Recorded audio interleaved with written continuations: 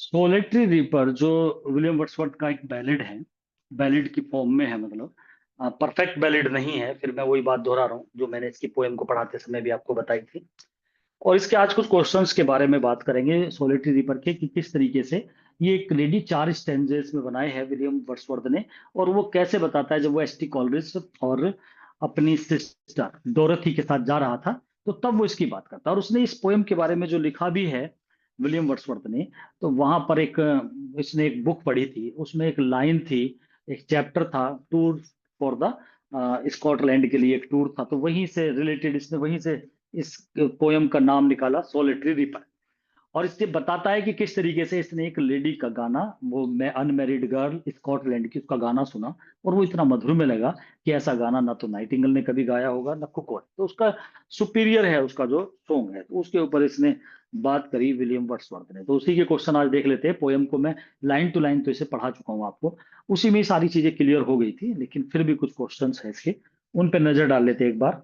647 4647 ये नंबर है इसके क्वेश्चन। इससे पहले मैं 646, इसका मतलब 646 क्वेश्चन ऑलरेडी विलियम वर्ड्सवर्थ के करा चुका हूँ, जिसमें वर्ड्सवर्थ की बायोग्राफी भी कराई और उसकी बहुत सारी पोएम्स के बारे में भी करा चुका हूँ। सोलिटरी रीपर जो थी वो पब्लिश हुई थी, बहुत सारी पोएम, इंपोर्टेंट पोएम इस जो वॉल्यूम है बहुत ज्यादा पब्लिश हुई है। अगर आपको पता लग जाए कि पोएम 1800 के आसपास लिखी गई है, तो 1807 का जो पोएम्स इन 2 वॉल्यूम्स है, इसी में ज्यादातर पोएम इसने पब्लिश कराई है। अगर भूल भी जाओ तो आप इसे, जब आपको टिक लगाना ही है और नेगेटिव मार्किंग नहीं है, तो इसी वॉल्यूम पे लगा के आना है आपको। पोएम्स इन 2 वॉल्यूम्स, बहुत अच्छी अच्छी पोएम इसी के अंदर है। सोलिटरी रीपर एक फेमस लिरिक है in the form of ballot. अब देखो ये दोनों ही बात आ गई इसमें। एक बार ये क्वेश्चन आया था, लिरिक भी था ऑप्शन में और बैलेट भी था, तो वहां पर भी मतलब एक बार, और वो फिर ऐसे क्वेश्चन एफ में पहुंच जाते हैं, लिरिक लिखा हुआ नहीं आना चाहिए। और ये बैलेड की फॉर्म में है। सोलिटरी रीपर एक फेमस लिरिक है, फॉर्म है इसकी बैलेड की, तो बैलेड अगर आता है तो हमें बैलेड पे ही जाना पड़ेगा। The idea of this poem occurred to Wordsworth mind. जो आइडिया था ना इसका कि इस पोएम को लिखना, इसका टाइटल देना, वर्ड्सवर्थ के माइंड में आया जब वो पढ़ रहा था एक सेंटेंस। उसने पढ़ा tours to the British mountain, उसने ये सेंटेंस पढ़ा था, और जो उसका फ्रेंड थॉमस विल्किंसन जो था, उसकी बुक से एक सेंटेंस चुरा लिया, पढ़ रहा था, तभी इसके माइंड में आया कि मैं एक टूर के ऊपर, जब ये कभी स्कॉटलैंड जा रहा था अपनी सिस्टर और एसटी कॉलेज के साथ, तो वहीं से दिमाग में आया tours to the British mountain जिस तरीके से है, तो ऐसे ही एक टूर दिखाते हुए मैं इस पोयम को लिखूं। तो तब इसने इस पोयम को लिखा था। द फोर 8 लाइन स्टेंजाज है इस पोयम में, तो 832 लाइन हो जाती है। आइम्बिक टेट्रामीटर है, each follows A rhyme scheme of ABAB CCDD। थोड़ी हटके राइम स्कीम है इसकी, तो इस राइम स्कीम को फिर भी देख लेंगे, याद भी हो जाएगी। तो ये राइम स्कीम है इसके चारों स्टेंजे में। Solitary reaper belongs to Highland. Highland कहाँ पर है? स्कॉटलैंड में। तो अगर आपसे पूछे जो ये सोलिटरी रीपर पोएम को पूछे ये कहाँ, मतलब उसने किस जगह को इसमें दर्शाया है, तो भी स्कॉटलैंड आता है। और अगर ये पूछ ले कि जो वो लड़की थी सोलिटरी रीपर, वो कहाँ से बिलोंग करती थी, तो स्कॉटलैंड से। और ये हाईलैंड नहीं आएगा उसमें, हाईलैंड तो एक उसका एक पर्टिकुलर स्पेस बता दिया स्कॉटलैंड के अंदर। सॉन्ग ऑफ सोलिटरी रीपर का जो गाना है is better than the songs of Nightingale और कुको के दोनों के गाने से अच्छा है। ये बात तो मैंने उसमें पोएम में बताई दी थी आपको। Solitary reaper is singing a melancholy song. ये मेलनकॉली सॉन्ग गा रही है सोलिटरी रीपर जो है, वो एक दुखांत गीत गा रही है, ये बात तो क्लियर है, लेकिन कौन सी थीम पे गा रही है ये क्लियर नहीं हो। इस पोएम में solitary reaper is singing and harvesting her crops. वो अपनी क्रॉप फसल को काट भी रही है और वो गाना भी गा रही है, दोनों काम कर रही है। हेब्राइट्स वर्ड आया था जहां पर वो कुको के, उसके चारों तरफ समुद्र था, और कुको की आवाज इतनी थ्रिल थी कि वो समुद्र की शांति को भंग कर देती थी, ये वाली लाइन आई थी। और वो समुद्र कहाँ था? इस हेब्रिड्स के चारों तरफ। ये ग्रुप है आइलैंड का, स्कॉटलैंड में आइलैंड, आइलैंड वो होता है जिसके चारों तरफ समुद्र होता है, पानी होता है। तो आइलैंड था, छोटे छोटे कई सारे आइलैंड का ग्रुप है। तो जो वो सी समुद्र दिखाया गया, उसकी शांति को भंग कर देती है कुको की आवाज, इतनी थ्रिल है, उससे भी थ्रिल आवाज है सोलिटरी रीपर की, ऐसा बताया था इसमें वर्ड्सवर्थ ने। सोलिटरी रीपर जो गा रही है, ये है इसका सबसे इंपॉर्टेंट लाइन, और एक शुरू की लाइन सबसे इंपॉर्टेंट है, बिहोल्ड हर। और एक ये क्वेश्चन इंपॉर्टेंट है कि वो जो गाना गा रही थी वो कौन सी लैंग्वेज में गीत था, तो इसे बोलते हैं एड्स या गैलिक, दोनों ही वर्ड याद रखने हैं आपको। गैलिक या इट्स, जैसे हमारे यहाँ देवनागरी, वो हिंदी को बोलते हैं ना, देवनागरी क्या बोलते हैं, ऐसे वो लिपि होती है जो, तो ऐसे ही इट्स गैलिक बोलते हैं, which is the language of Scotland की लैंग्वेज है, उसी में वो गाना गा रहे। The music in my heart I bore long after it was heard no, last line है सोलिटरी रीपर की, जो म्यूजिक मेरे हृदय में आज है, ये फिर मैंने दोबारा नहीं सुना, ऐसा मधुर में गीत है। स्टार्टिंग लाइन ये बहुत इंपॉर्टेंट लाइन है, बिहोल्ड हर एड्रेस्ड, पूछा जाता है ये बिहोल्ड हर जो आया है वर्ड, ये किसके लिए है। तो अब कुछ बच्चे इसे सोलिटरी रीपर लगा के आ जाते हैं कि ये सोलिटरी हर आ रहा है ना यहाँ पे बिहोल्डर, उसे देखो। इसका मतलब ये नहीं है कि हर के लिए, वो हर के लिए तो ये कि उसे देखो, लेकिन किसे बोला जा रहा है ये, तो ये डोरेथी और स्टिक ऑलरेज। तो बहुत से वर्ड्सवर्थ लगा के आ जाते हैं, वर्ड्सवर्थ तो बोल रहा है लेकिन किसके लिए बोल रहा है, एड्रेस किसे कर रहा है, ये वाला लाइन या ये वर्ड बिहोल्डर, तो ये कर रहा है वो एस टी कॉलरिज को, Dorothy. No nightingale did ever chaunt more welcome notes to weary bands, किसी नाइटिंगल ने इतने मधुर में वेलकम वाले गीत नहीं गाए होंगे थके हुए बैंड्स ऑफ ट्रेवलर्स, मतलब जो यात्री थक करके बैठ जाते हैं सेडी हॉन्ट में, छाया में, और कहाँ पे, अरबियन सैंड्स, कोई अरब का जो रेगिस्तान होता है ना, वहां पे थक करके जब राहगीर बैठ जाते हैं तो उन्हें नाइटिंगल के गीत सुनाई देते हैं जो बहुत ही वेलकम से भरे हुए होते हैं, लेकिन उससे भी किसी नाइटिंगल ने इतना बेहतरीन वेलकम सॉन्ग नहीं गाया जितना सोलिटरी रीपर ने गाया है। सोलिटरी रीपर की लाइन है, तो ये लाइन आ जाती है तो नाइटिंगल की लगती है बिल्कुल। Wordsworth made a tour of Scotland in autumn 1803, autumn का महीना, पतझड़ के महीने में वर्ड्सवर्थ ने एक टूर बनाया था।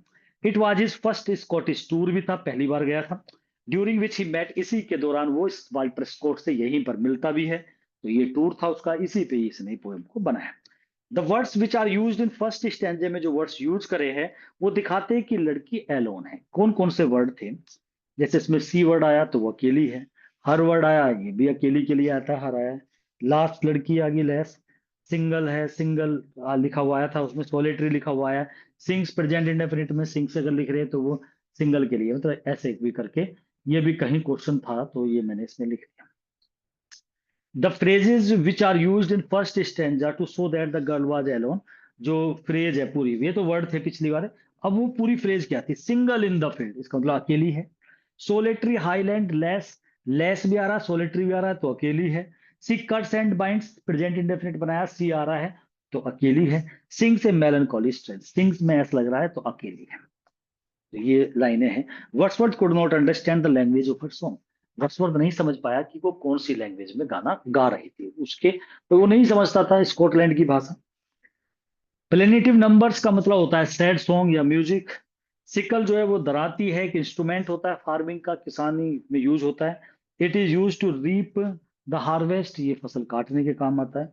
नाइटिंगल जो गा रही थी, वो वेरी ट्रेवलर्स अरबियन डेजर्ट, जो रेगिस्तान है सऊदी अरब का, क्या दो अरबियन का, उसके वेरी ट्रेवलर्स को वेलकम नोट देती है।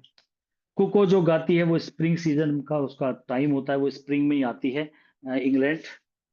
ओ लिसन, अरे ध्यान से सुनो, for the well profound is overflowing with the sound, उसकी साउंड से जो घाटी है वो पूरी भर रही है। यहाँ पर एसोनेंस है, फिगर ऑफ स्पीच है ये, एसोनेंस। और वो तो एसोनेंस वहां पर यूज होता है जहां पर जब वोविल साउंड जो है बार बार रिपीट होती है किसी लाइन के अंदर, तो उसे एसोनेंस बोलते हैं। तो एसोनेंस में यहाँ पे ओ साउंड है, जैसे ओ शुरू में आ रहा है, फोर में वो आ रहा है, प्रोफाउंड में दो बार आ रहा है, ओवरफ्लोइंग में आ रहा है, साउंड में आ रहा है। तो ओ की जो आवाज है, जो वो साउंड आती है, जब मैं फिगर ऑफ स्पीच आपको कराऊंगा तो वहां पे एसोनेंस के बारे में बताऊंगा भी आपको, एसोनेंस यूज होता है। Breaking the silence of the sea, वो साइलेंस को तोड़ती है, यहाँ पर वो कुको बर्ड की जो आवाज है ना, जो फारदेस्ट हैब्रिड्स, मतलब जो समुद्र है, समुद्र की आवाज को तोड़ देती है कुको की, इतनी थ्रिल आवाज होती है, तीखी होती है, हाइपर बोल है, बहुत ज्यादा बढ़ा चढ़ा के बात बोल दी। बिहोल्ड हर स्टार्टिंग की लाइन है, जरा देखो वो अकेली लड़की जो सामने है, तो एक्सक्लेमेशन मार्क लगा रखा है, पुस्ट ऑफ फिगर ऑफ स्पीच है, एड्रेस किया जा रहा है यहाँ पर उस पोलेट्री हाईलैंड लेस को। द वूल वैली, जो पूरी घाटी है, वो उसके दुखी गीत से, हाईलैंड जो गर्ल है, जो स्कॉटलैंड की लड़की है, उसके गीतों से भरी हुई है valley. Wordsworth wants to know the real mean और theme of the song which is being sung by the girl, William Wordsworth चाहता है कि वाकई उसकी किस किस थीम पे गाना गा रही है, हालांकि उसे पता नहीं लग पाता। वो पता लगाना चाह रहा है, उसने कुछ अल्टरनेट, कुछ अपनी तरफ से कुछ आइडियाज दिए कि शायद इस पे गा रही है, उस पे, लेकिन वो सब कंफर्म नहीं हो पाया। हम्बल ले का मतलब होता है कोई ऑर्डिनरी सॉन्ग गा रही है, कोई सिंपल, कोई डे टू डे लाइफ का। The girl is ripping the harvest, अगर वो पूछे फसल कौन सी थी, तो वो मक्का की थी। ग्रेन में सभी चीजें आती हैं। पोइट इज स्पेल बाउंड, वो स्पेल बाउंड होता है किसी के जादू सा छा जाना, स्पेल बाउंड हो जाना। तो पोइट स्पेल बाउंड था उसके गाने से, मतलब उसके गाने से वो बिल्कुल जकड़ गया, मतलब उसके जादू में, गाने के जादू में स्पेल बाउंड हो गया। सिनोनियम जो है यंग गर्ल का, एक जगह लेस वर्ड यूज करा है, लड़की के लिए मेडन वर्ड आया है। The synonyms of sad are, दुखी गीतों के लिए सोरो वर्ड भी यूज करा है वर्ड्सवर्थ ने, प्लेनेटिव नंबर्स यूज करा है, मेलनकॉली स्ट्रेन यूज करा है, अनहैप्पी वर्ड भी यूज करा है, तो कई सारे वर्ड आए हैं। और सॉन्ग्स के लिए कभी ले वर्ड यूज करता है, कभी स्ट्रेन करता है, कभी नंबर यूज करता है, कभी नोट्स वर्ड यूज करता है, ये आए हैं। तो पोएम के अंदर थे भी। तो मैंने आपको बताया भी था जब ये पोएम पढ़ाई थी, दोबारा जब आप देखोगे तो ये क्वेश्चन आपके सीधे सीधे क्लियर से भी हो जाएंगे। कभी कभी इन वर्ड के फिलअप बना देते हैं और वो हमें याद आ जाता है एकदम, कि प्लेनेटिव नंबर, तो प्लेनेटिव वर्ड आ जाएगा, वहां पे नंबर्स आएगा। जब पोएम पढ़ लेते हैं तो फिर वो ध्यान रह जाते हैं हमारे। तो ये इसके क्वेश्चन थे सोलिटरी रीपर के। इस पे से क्वेश्चन आ जाता है, दो तीन क्वेश्चन इसमें इंपॉर्टेंट है, लैंग्वेज वाला और स्टार्टिंग की जो लाइन है, और नाइटिंगल और कुको पे से थोड़ा सा ध्यान रखना है आपको, ठीक है ना।